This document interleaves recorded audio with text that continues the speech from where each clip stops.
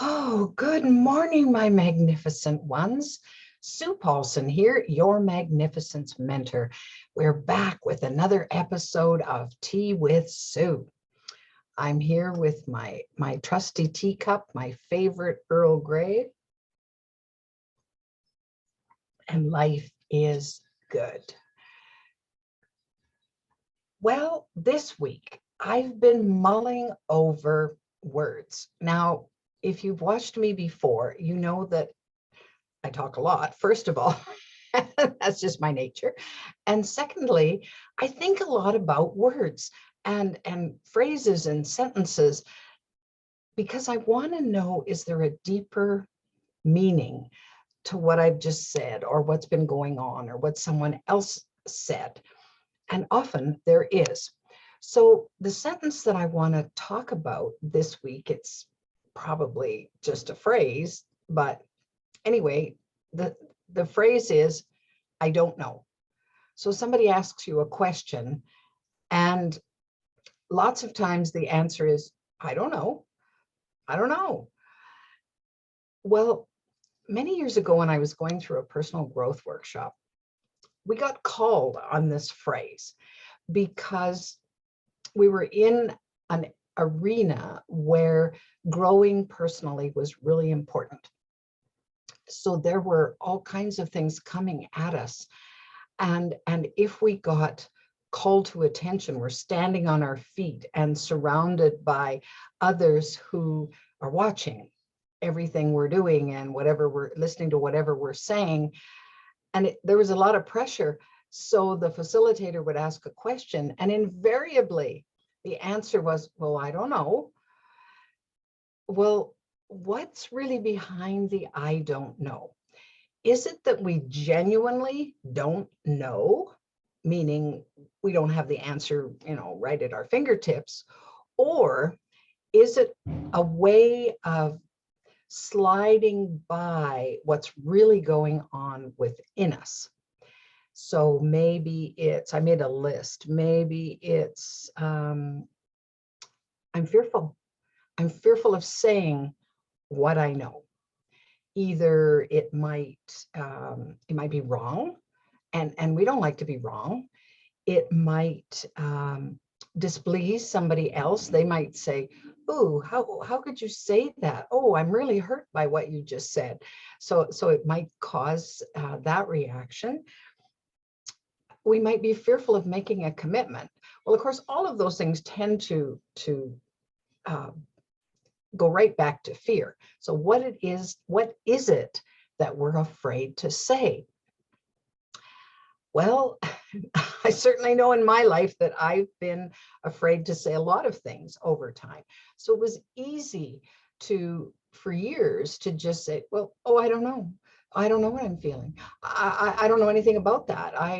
And just see if they'd let me off the hook.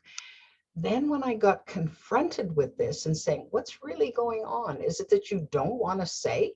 Well, I don't want to say right now. I'm not willing to open up about that, or I'm not willing to explore that, or what is really going on about that.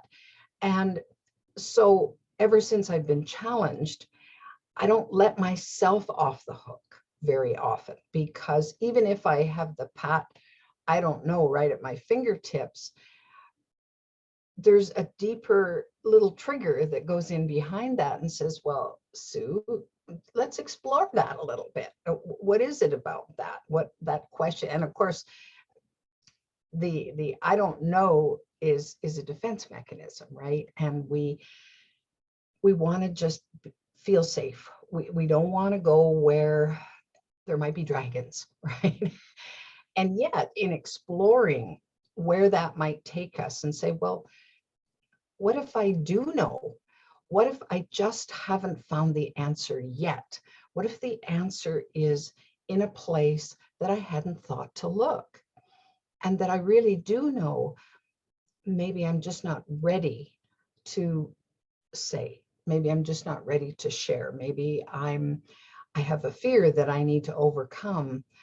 Maybe the environment is not one where I can trust that what I say will be taken the way I'm meaning it.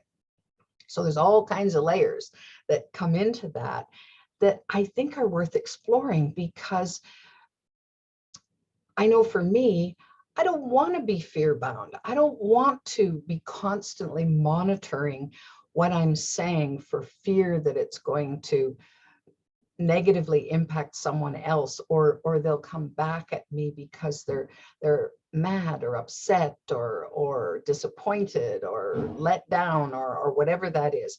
Well, first of all, I'm not responsible for how other people take what I say, and you aren't either. You're not responsible for the feelings that get triggered in them and how they choose to respond.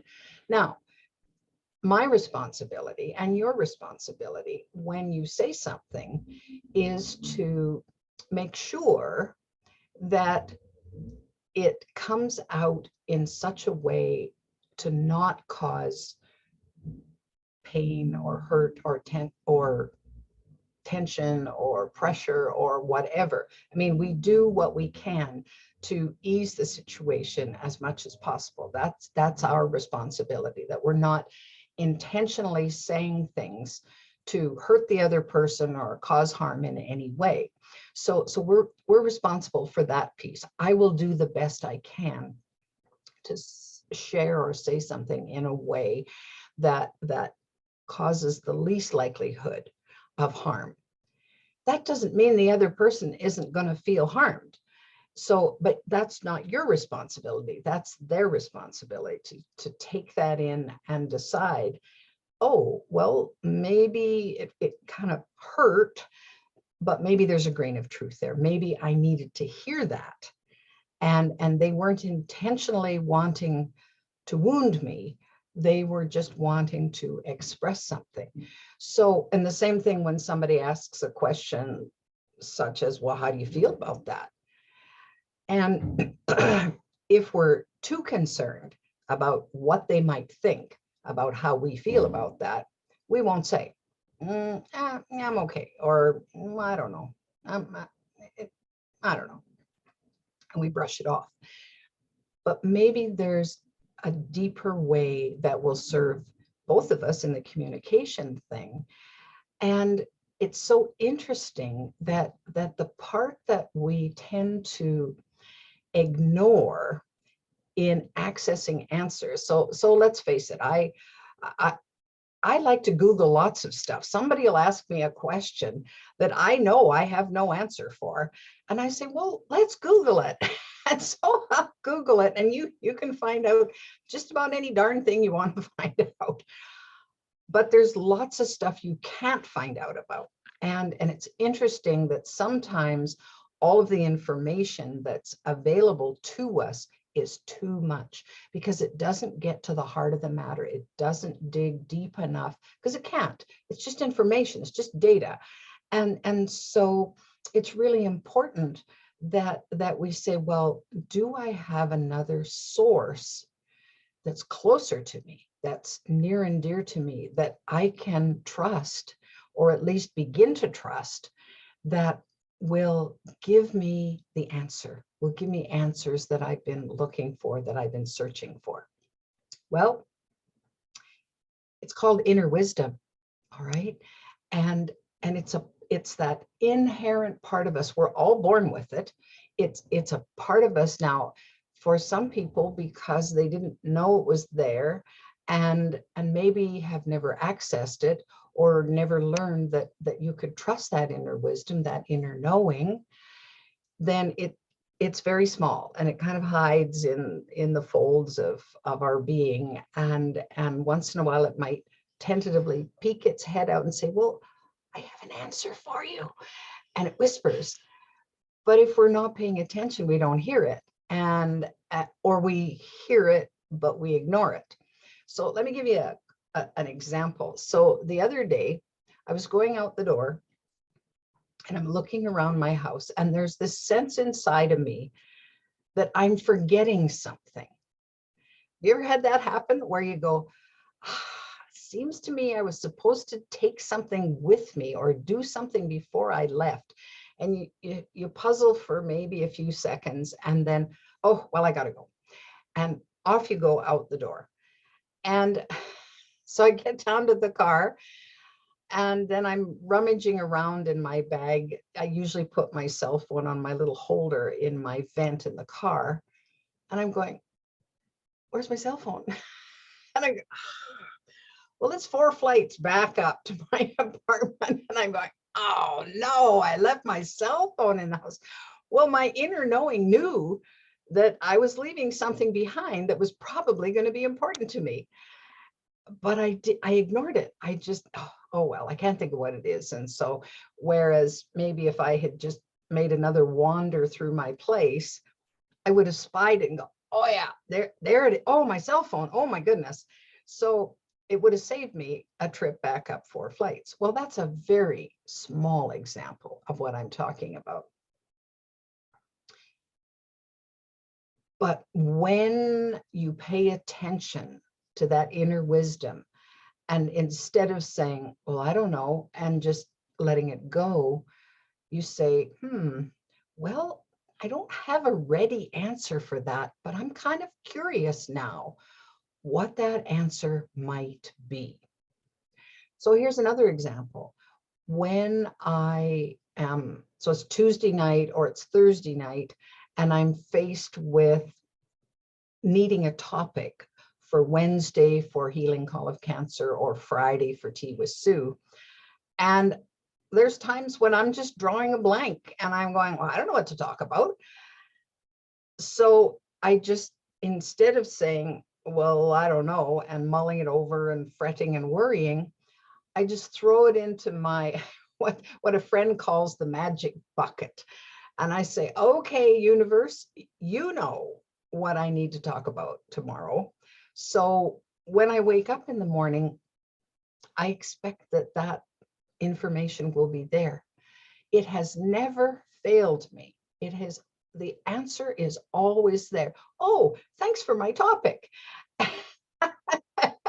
So this week's topic appeared earlier this week. I didn't have to wait till Thursday night.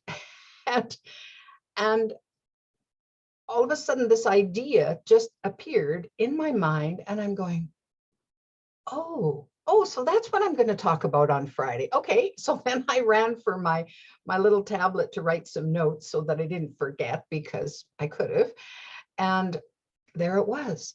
So this inner knowing that we have, it's, some people call it an intuitive hit. Some people call it a gut feeling. Some people get a physical sensation beyond a gut feeling in their bodies. Their bodies tingle and they know the rightness of it. Some people call them goosebumps or God bumps. You know, you listen to a particularly poignant piece of music or something that someone has read and you get all tingly. Well, that's the resonance of the truth of something that's flooding our inner being. And then it comes out physically, because as I've said before, our bodies are these amazing communication devices. So when something is heart-centered and hits us right there, then our body responds and say, oh, yes, that's it. So of course, the first part is recognizing that we do have this inner knowing inside us, this inner wisdom that comes from being part of God, being part of the universe, and it's just inherent in everyone. Then, of course, the next part, if you want to get the most benefit out of that inner wisdom, is to begin to, first of all, acknowledge that it's there.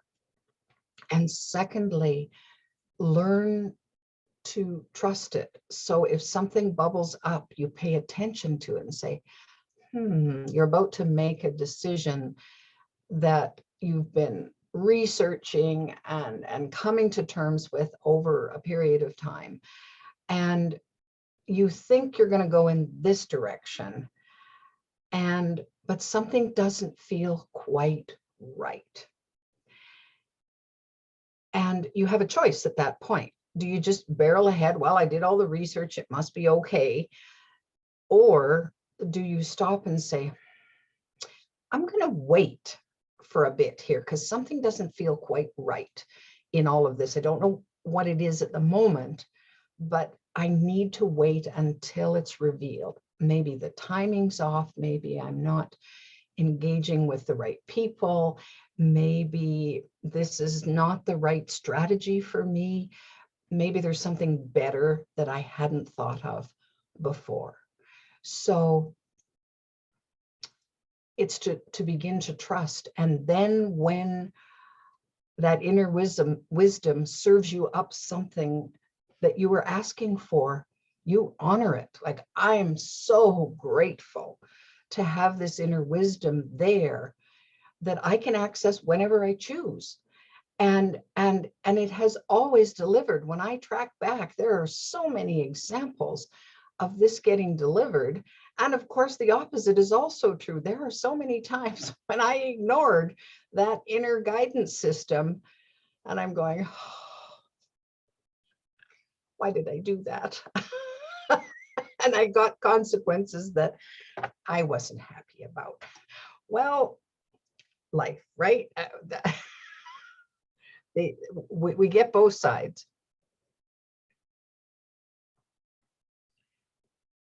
So one of the ways of accessing inner wisdom is certainly meditation or being quiet or being still, and you pose the issue. So, for example, there are times when I've had pain in a certain part of my body. I wasn't sure what it was all about. I couldn't pinpoint anything I'd done physically that would have triggered that. I didn't know why it was happening. And so I sat with it. And I opened myself up to this pain and that part of my body that was hurting. And I said, okay, talk to me. Tell me what this is all about. And so then I would wait and I would just allow whatever came up to come up. And if I was patient, eventually the answer was right there. And I'm going, oh, okay, now I know what I can do. And then there'll be a series of choices of how you might work with that. And sometimes the pain would just flat out go away. As soon as I acknowledged it and listened to what it had to tell me and it had to say, it had no further reason to hide in my body or take up space in my body. And it would just gradually dissipate. I'm going, oh, yes, all right. So it's as simple as that. I mean, we're marvelously constructed to have these kinds of things happen. What's required is this synergy between mind, body, and soul. We really need to get in sync with who we are as magnificent beings and to look within more often. Well, rather than looking without. Yes, there are some answers out there, no question. Well, where did those answers come from? Well, sometimes, and maybe all the time, I don't have a thought about that at the moment, but sometimes that's somebody else's inner wisdom. And they just say the absolute right thing at the right moment, and it sticks in your head and you go, oh. So here's a crazy example. Many years ago, I was talking to a friend whose daughter was experiencing just a nasty bout of diarrhea. It was kind of extreme. And she was quite concerned. Well, she had been in a part of the country, she and her daughter had been visiting in a part of the country that is known for something in this part of the world as beaver fever. So if you drink water that hasn't gone through the treatment plan, like drink it from a stream, and there's this bacteria in the water, well, you can contract something known as beaver fever. Well, it's not that easy to diagnose unless you go and get a stool sample. Well, most of the time, people don't think to do that. But because this was ongoing, my friend insisted to the doctor, look, you need to do this test. So they do the test. Sure enough, this little girl, this was the problem. And so there was medication for it, and she recovered right away. So I just was kind of fascinated by this story because I'd never heard this before. So this information sticks in my brain. About 6 months later, one of my aunties was telling me about her sister who was going through this whole thing with diarrhea and how bad it was and so on. And I said, wait a minute. I said, didn't she go to visit her other sister in the interior of British Columbia? And she said, yes. And I said, she didn't drink the water from a stream, did she? And she said, well, I don't know. So she asks my aunt, and I told my aunt what I was thinking. I said, all right, this is what happened to the daughter of a friend of mine. So maybe my auntie needs to go and go to the doctor and say, check for this. And sure enough, that was exactly what had happened. She'd gone for a little hike and hadn't taken bottled water with her. It was cold mountain stream, and everybody thinks, oh, well, the water must be pure, right? Nope. And that was the thing. And I'm going, wow, just how did that happen? Like, it was a serendipitous moment that I'm going, wow. And why did I think to even mention that, to bring that up at that point in time? But it was like a little bell went off in my head. Sue, you need to talk about this.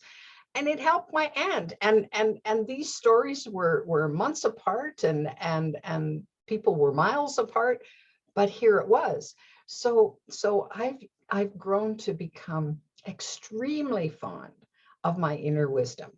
Not that I always listen to it, because I don't. And when I don't, then usually the consequences are not that pleasant. Sometimes I kind of get away with it, but sometimes I don't.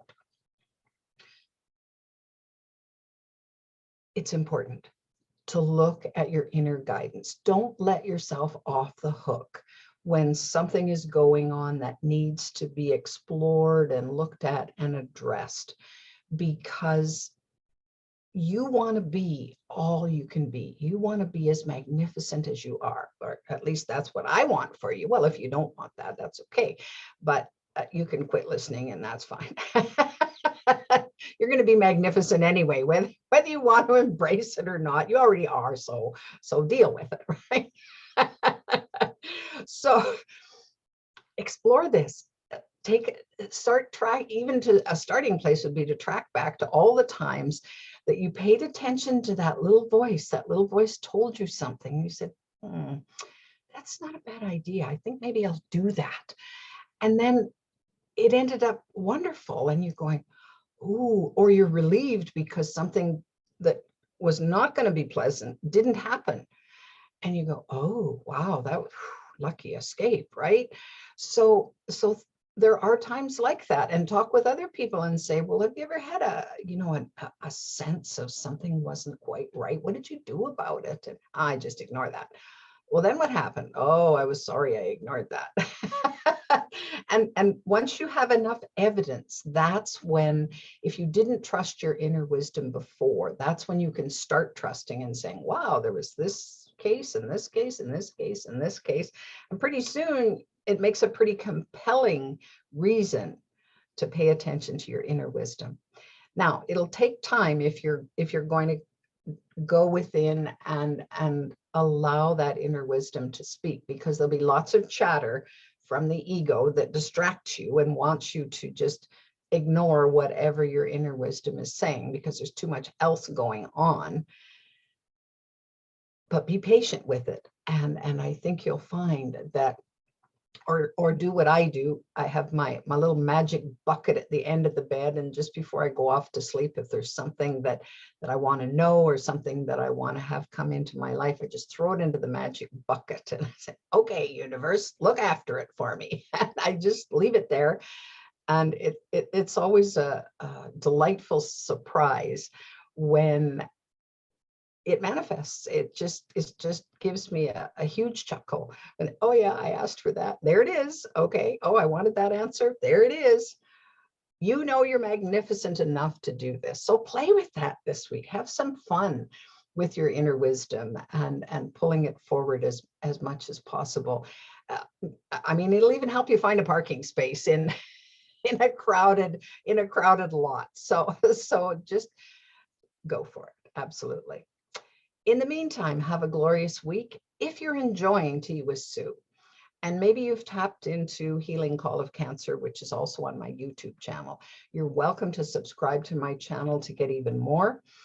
And I've been downloading all of my YouTube videos to my app, The Magnificence Mentor, which of course is a free download, no matter what kind of phone you have or tablet or whatever.